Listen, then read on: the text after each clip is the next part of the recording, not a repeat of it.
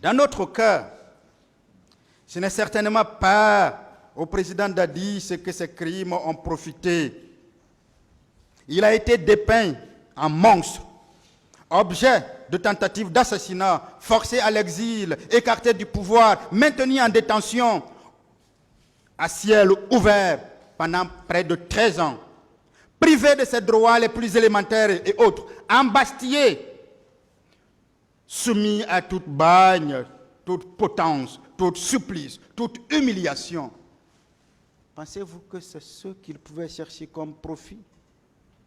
Toutes ces humiliations en étant associé à la commission des faits répréhensibles commis au stade du 28 septembre, le 28 septembre 2009? Bien sûr que non. Mais bien sûr que non.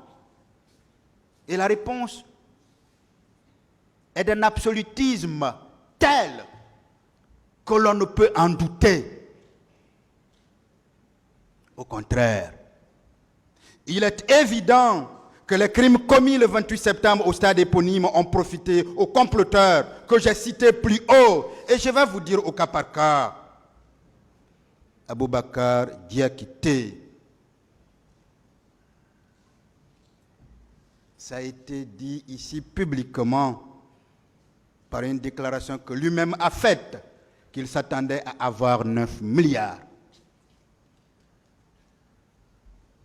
Il a réclamé quand il était à Dakar, et CNN News en a parlé, en a fait cas.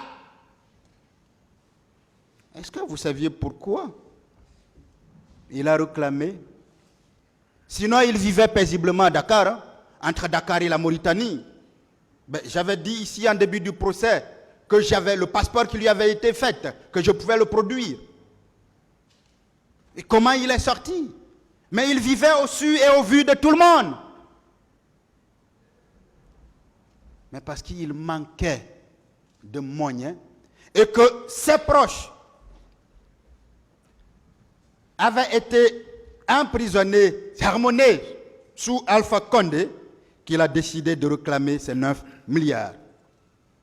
Il faut reconnaître qu'il n'a pas reçu tout. Ce qui d'ailleurs l'a amené à sortir de ses gonds. Il ne l'a pas reçu parce que quand on fait du mal à un innocent,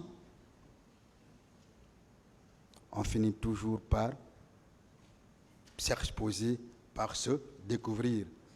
Comme pour dire,